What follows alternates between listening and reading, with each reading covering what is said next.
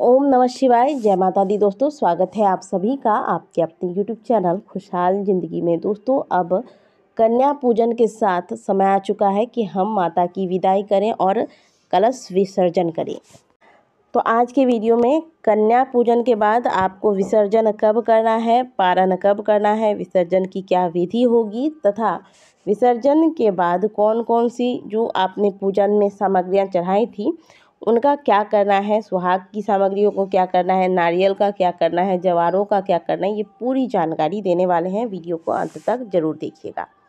दोस्तों सबसे पहले बात करते हैं कि नवरात्रि का जो विसर्जन है यानी कि कलश विसर्जन वह कब करना है।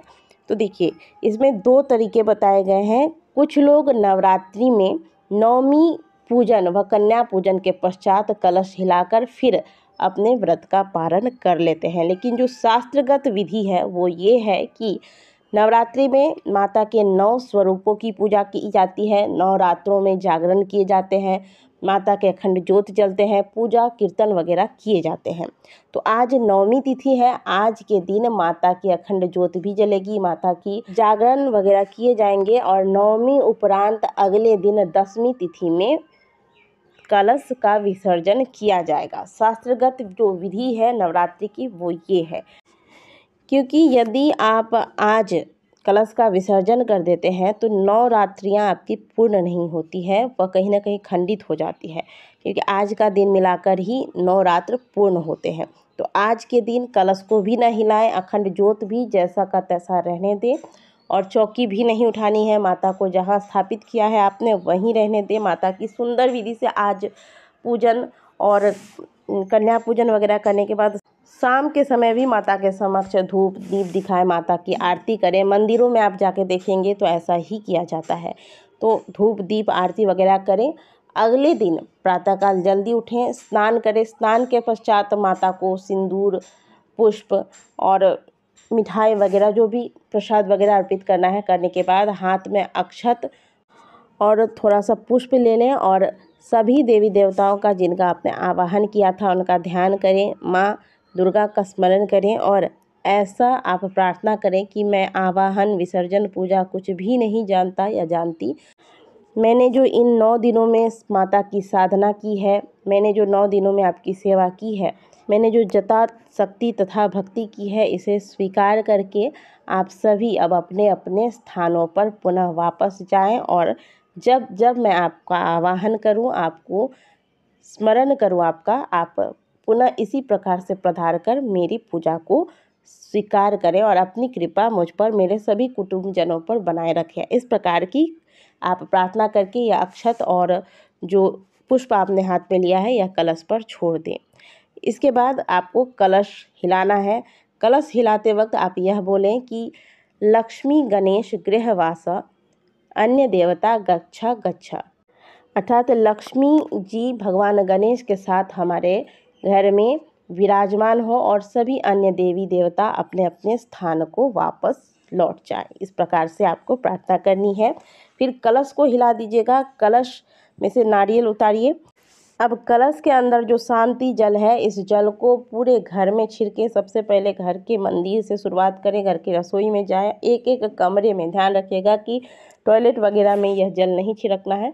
एक एक कमरे में जल छिड़कने के बाद जो जल बच जाता है, इसे आप चाहें तो शांति जल के रूप में किसी शीशी में भर के थोड़ा सा रख सकते हैं और बाकी के जल को आप किसी गमले में या पेड़ के नीचे डाल दें। तुलसी जी में नहीं डालना है, इस बात का ध्यान रखिएगा। नवरात्रि में जो आपने जवारे बोए हैं, इस जवारे में से थोड़ा सा जवारा उठाइए या माता को पहले अर्पित कीजिए। इसके बाद थोड़ा थोड़ा सा जवारा उठा कर आप अपने धन वाले स्थान पर रख दें, तिजोरी में या फिर पर्स में रख लें। जो विद्यार्थी हैं वो अपने पुस्तक में रख लें। माता का आशीर्वाद स्वरूप जानकर इसे अपने पास रखें, ठीक है। इसके बाद अब कलश के नारियल की बात करें तो यह नारियल, कलश पर रखा हुआ नारियल कभी भी हमें स्वयं ग्रहण नहीं करना चाहिए। इसे या तो आप जल में विसर्जित कर दें या तो इसे लाल कपड़े में बांधकर घर के मंदिर में रखें या फिर तिजोरी में रखें। ये कार्य कर लीजिएगा। कलश के अंदर जो सिक्का, हल्दी और सुपारी है उसे आप पोंछ लीजिए अच्छे से सुखाकर, किसी लाल कपड़े में बांधकर इसे भी अपने धन वाले स्थान पर या फिर अपने पर्स में रखें। माता की चौकी भी हिला दें और माता की फ़ोटो उठाकर जहां आप नित्य पूजा के दौरान घर के आसन में जहां पर माता को विराजमान कराते हैं वहां पर ले जाकर विराजमान करा दें। कलश पर रखा हुआ जो अनाज का पात्र है यह इन 9 दिनों में थोड़ा ख़राब भी हो जाता है। बहुत से लोगों के ऊपर वाला जो अनाज है वह थोड़ा सा सड़ जाता है या कीड़े लग जाते हैं। जो भी हो, इन अनाजों को आप चिड़िया पंछियों को खिला दें और ऐसे स्थान पर रखें जहां किसी का पैर न लगे, और ऐसी सुविधा नहीं है तो इन्हें भी आप जल विसर्जन कर दें। पूजा स्थान पर जितने फूल पत्तियां अक्षत वगैरह है सबको सुंदर से समेट कर एक थैली में जमा करें और इसे ले जाकर किसी बहती हुई नदी में प्रवाहित कर दें।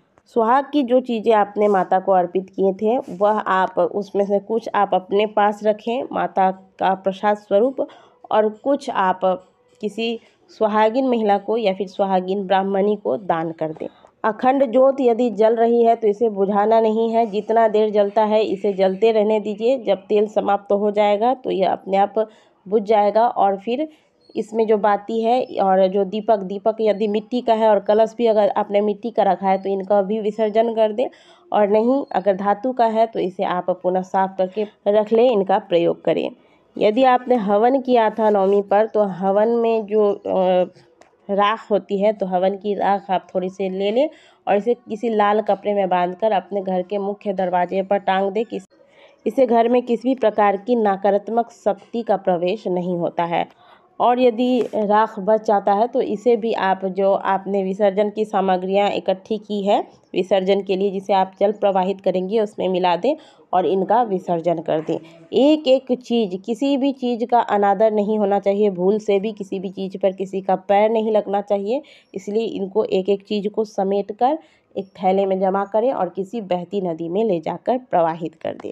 10वीं तिथि पर कलश विसर्जन का जो शुभ मुहूर्त होगा वह होगा 18 अप्रैल प्रातःकाल 6 बजे से लेकर 11 बजे तक। इस बीच में आपको कलश का विसर्जन कर लेना है और कलश विसर्जन के बाद ही आप अपने व्रत का पारण करें।